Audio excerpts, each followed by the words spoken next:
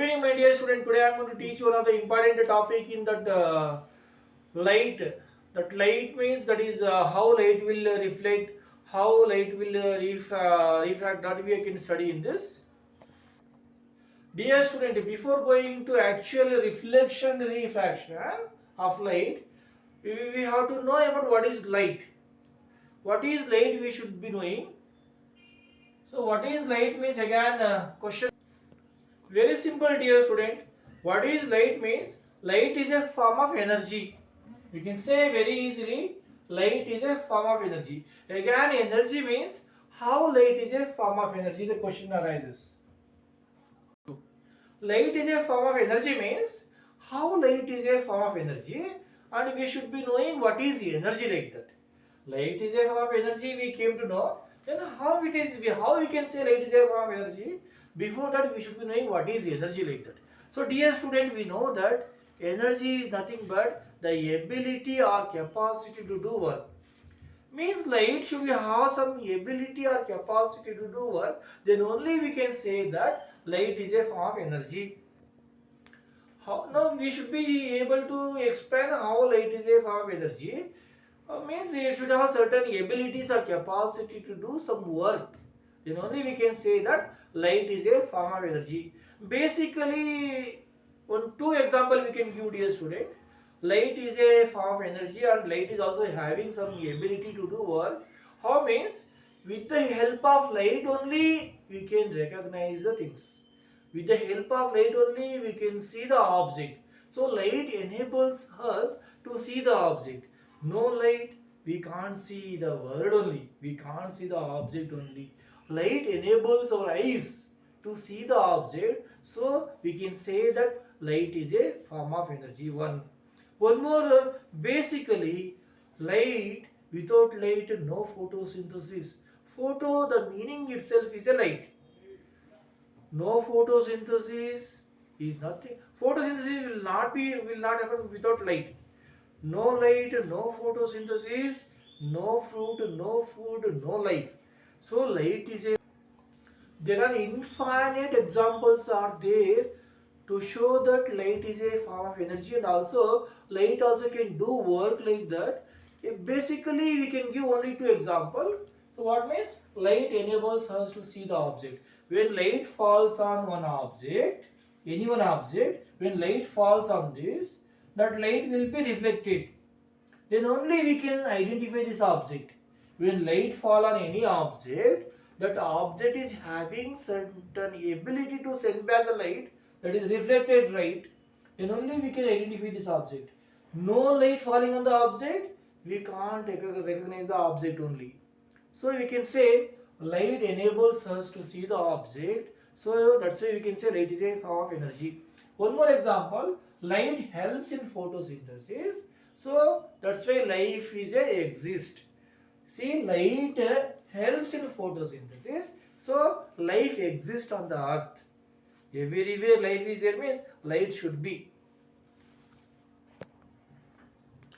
About this light, whether light will travel in straight line or light will travel in waves, how light will travel, whether the medium is needed or not, like that. So scientists, they have given their own theories. That is what we call theories on light. Go. To explain the nature of light, these scientists, they tried to give their own ideas. First, Isaac Newton's, he gave that light is made of small corpuscle, like this small particles. So light travels in a straight line like that. He gave that idea, but due to several reasons, his idea also was failed. So later, Max Huygens came. He brought wave theory. Light will not travel. Light will travel in the form of wave like that. He gave. So due to several reasons, his idea also was failed. So later Maxwell's electromagnetic theory came. Later that Planck's quantum theory came. So in details I will explain in next class about these theories. So now, so light is having a dual nature. What is the meaning of dual nature? Means dual means two natures. So light at higher regions of energy, light act as particles, like small particles. and in lower area of energy or lower energy level, it acts as waves. So light is having dual natures. Okay, that's why it is having a dual nature.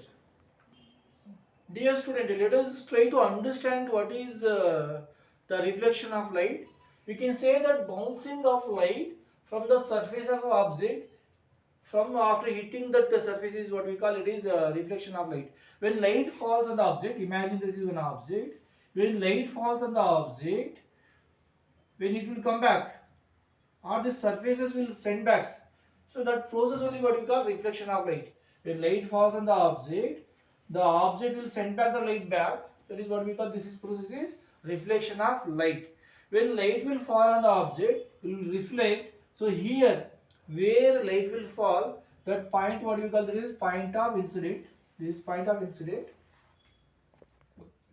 Where light will fall on the object, that point is what we call this is point of incident, and falling light, that ray, what is the name of the ray means incident ray.